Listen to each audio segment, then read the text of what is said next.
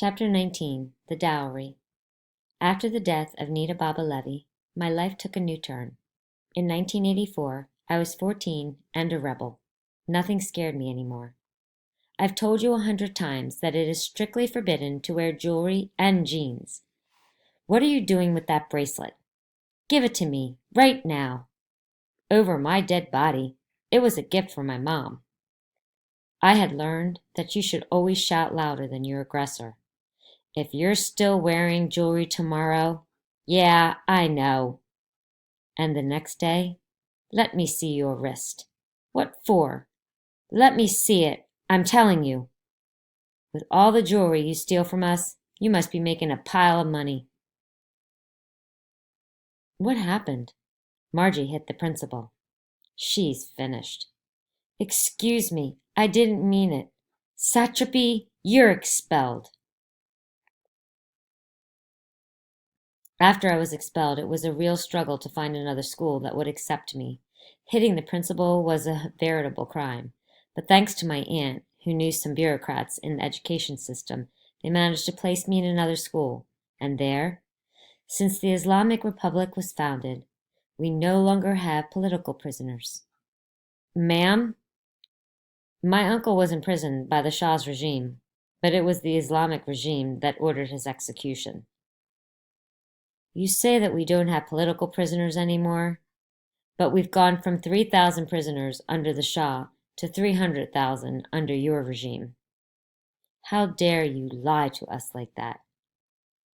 Oh, satrapy.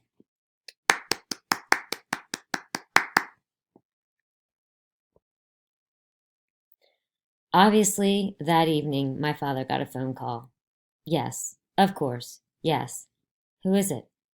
It was the principal of Margie's school. Apparently, she told off the religion teacher. She gets that from her uncle. Maybe you'd like her to end up like him too. Executed? You know what they do to young girls they arrest?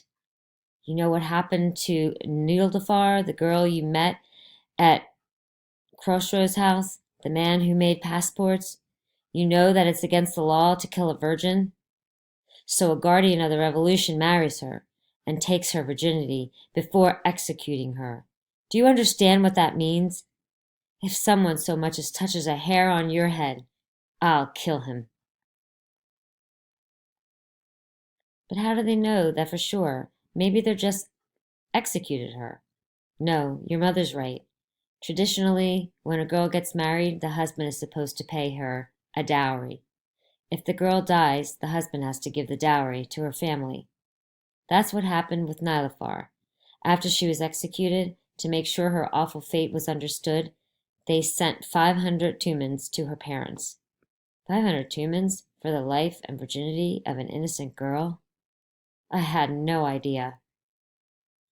All night long, I thought of that phrase. To die a martyr is to inject blood into the veins of society. Nilafar was a real martyr, and her blood certainly did not feed our society's veins. 1 week later. Margie, can you come here for a few minutes? We want to talk to you. I went to see the principal today. She assured me that she had not sent a report this time. But considering the person you are and the education you've received, we thought that it would be better if you left Iran. What? Your mother and I have decided to send you to Austria. Why Austria? First of all, because it's easier to get an Austrian visa, and second, because my best friend lives in Vienna. Do you remember her? Zozo. Shireen's mom. Yeah, but I don't speak German. There's a French school in Vienna, one of the best in Europe. And what are you going to do there? You're going on ahead of us. We have some business to take care of. We'll join you in a few months from now. But I'm only 14. You trust me? You're 14, and I know how I brought you up. Above all, I trust your education. You're the same person who went on vacation to France all by yourself, remember? Before the revolution, my parents sent me to summer camp in France. My mother didn't want me to grow up like an only child. It's true. That was great. Real independence. We love you so much that we want you to go. We feel it's better for you to be far away and happy than close by and miserable. Judging by the situation here, you'll be better off somewhere else." At that point, I started to have my doubts. Why say those things if they were coming too? "We adore you. Don't ever forget who you are." No, I won't ever forget. I repeated what they had told me over and over in my head. I was pretty sure they weren't coming to Vienna. I stayed up all night and wondered if the moon shone as brightly in Vienna. The next day, I filled a jar with soil from our garden, Iranian soil. I took down all of my posters. I invited my girlfriends over to say goodbye. "Here, I'm giving you my most precious things so that you won't forget me." I never realized how much they loved me, and I understood how important they were to me. "Grandma, how do you have such round breasts at your age?" Every morning and night I soaked them in a bowl of ice water for 10 minutes. She actually did, and I knew it. I just wanted to hear her say it. "I'll miss you." "Oh, I'll come see you."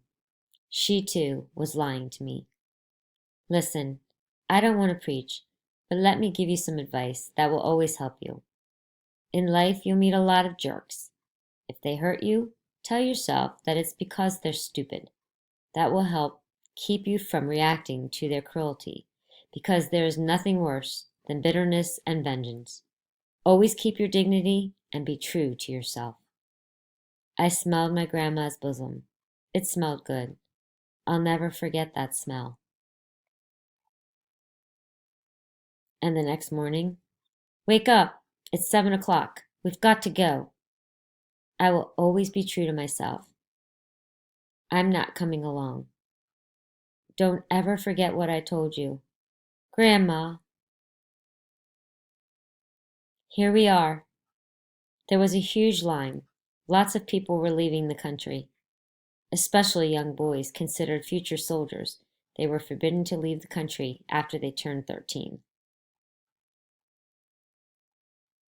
"You'll see, everything will be okay. Don't cry. Think of your future. Europe awaits you. As soon as you get to Vienna, go and eat a Sachertorte. It's the most delicious chocolate cake. And in 6 months, we'll come see you." What I had feared was true. Maybe they'd come to visit, but we'd never live together again. No tears. You're a big girl. You've got to go now. Don't forget who you are and where you come from. I love you. I couldn't bear looking at them there behind the glass. Nothing's worse than saying goodbye. It's a little like dying. Go on, go on. Close your suitcase. You can go. I couldn't just go. I turned around to see them one last time. It would have been better to just go.